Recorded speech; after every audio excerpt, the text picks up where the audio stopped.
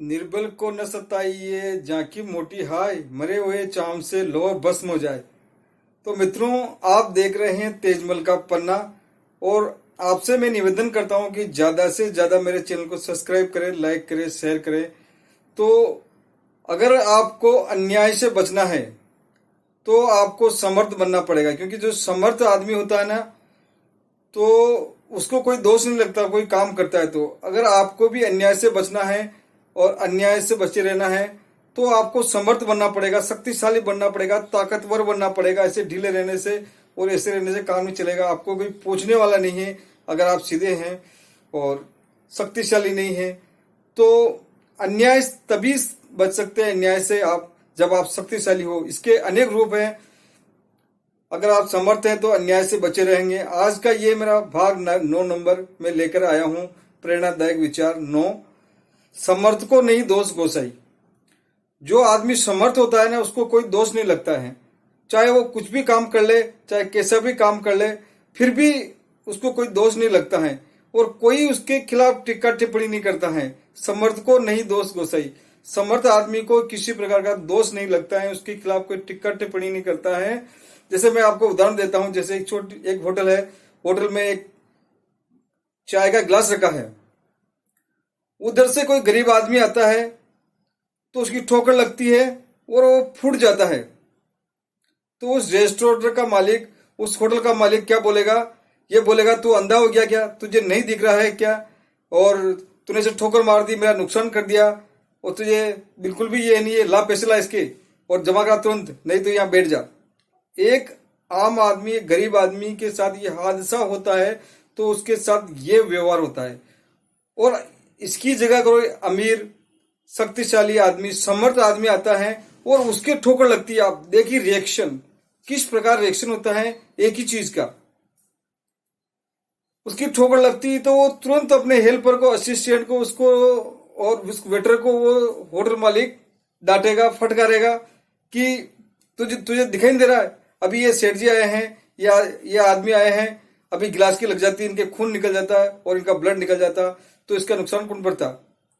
और तो उससे बोलेगा वो मालिक, होटल का मालिक, आइए आइए बैठिए, कहीं आपकी लगी तो नहीं, ऐसा है। तो देखिए मित्रों, एक ही चीज के दो रिएक्शन है, एक तो असमर्थ है और एक समर्थ है।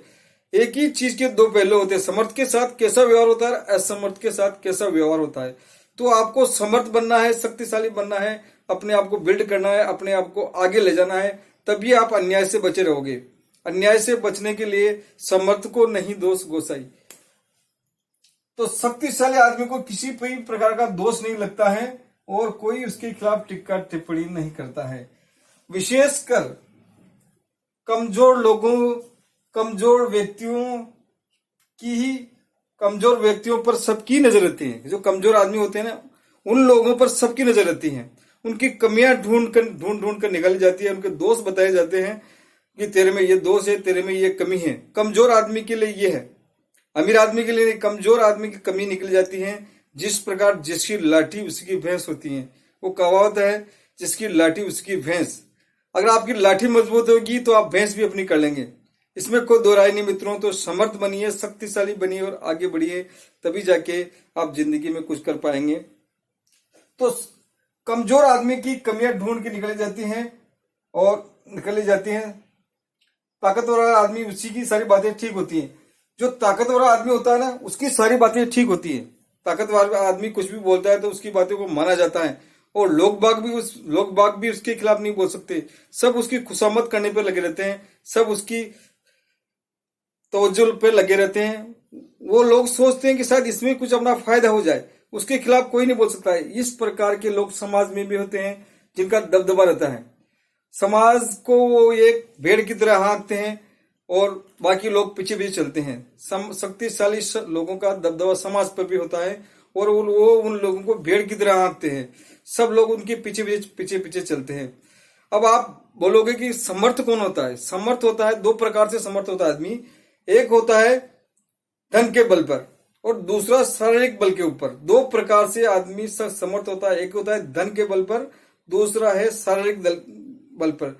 धन के बाहुबली पैसा खर्च करके कुछ भी कर सकते हैं और शक्तिशाली आदमी किसी को पहलवान किसी को भी पीट सकता है, किसी को भी कुछ करता है, वो अपना दबाव बना के रखता है समाज पे, इस तरह के दबाव बना रहती है। तो समर्थ दो प्रकार से होते हैं, पैसे के बल पे, धन के बल पे, दूसरा शारीरिक शक्ति के ऊपर, दो प्रकार से होते हैं। उनको किसी प्रकार का दोष नहीं लगता। समर्थ आदमी कुछ भी कर सकता है, असमर्थ आदमी, और जो असमर्थ आदमी होता है ना, तो उसको अन्याय सहना पड़ता है और सहन करता रहता है। मित्रों आगे है, आज भी राजनीति बाहुबलियों के ऊपर चलती है। समर्थ बाहुबली जिधर चाहे राजनीति का पहिया घुमा देते हैं। आज की जो राजनीति है ना, बाहुबलियों के ऊपर ही चलती है। समर्थ बाहुबली जिधर चाहे राजनीति का पहिया घुमा देते हैं। आज की जो राजनीति है ना, वो समर्थ और बाहुबलियों के ऊपर ही चलती है। वो चाहे जिधर अपनी राजनीति का पहिया घुमा सकते। उनमें समर्थ होता है कि वो जनमत की दिशा को चेंज कर देते हैं। धनवान और बाहुबलियों के में इतना समर्थ होता है कि वो जनमत की दिशा को चेंज करने का समर्थ रखते हैं, सक्षम होते हैं वो लोग। जैसे गांव के अंदर कोई सरपंच है, वो खड़ा होता है, उसके पास पैसा नहीं है, तो उसको कोई बाहुबली सपोर्ट करता है, बाहुबली सपोर्ट करता है, सारा खर्चा वो करता है, सब वो करता है। और जो काम करने योग्य आदमी होता है वो नहीं जीत पाता, और बाहुबली जो पैसा खर्च करता है ना, वो आदमी जीत जाता है। और फिर वो जो जीतता है बाहुबली आदमी, वही उसी को चलाता है, वही उसी को हाँकता है, और वो उसी के इशारे पे काम करता है। और वो जो खड़ा होता है, जो जीता है आदमी, वो कुछ भी नहीं कर पाता है। वो सील मात्र, सिग्नेचर मात्र, एक रबर स्टैम्प बन जाता है, और वो उसका आका बन जाता है बाहुबली, और वो उसी के इशारे पे चल जाता है, वो हुक्म का गुलाम बन जाता है। तो बाहुबली आदमी के इशारे पे राजनीति चलती है, तो वो बहुत समर्थ आदमी होते हैं। आगे देखिए आप मित्रों, जैसे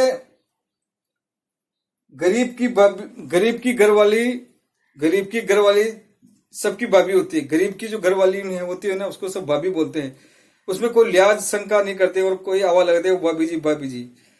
पुराने जमाने में क्या क्या जमींदार हुआ करते थे, और जमींदार लोग काफी शोषण किया करते थे, यहाँ तक कि वो बलात्कार कर डालते थे। फिर भी समाज में उनका इतना दबदबा होता था कि कोई छू नहीं कर सकता, कोई उनके खिलाफ नहीं बोलता, कोई आवाज नहीं उठाते थे। तो शोषण का तरीका अलग होता है और अलग अलग स्टेप होती हैं।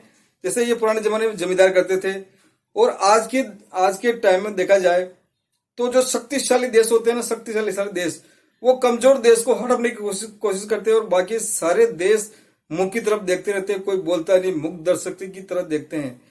जो शक्तिशाली होता है वो कमजोर को दबाने की कोशिश करता है, और यही होता रहा है।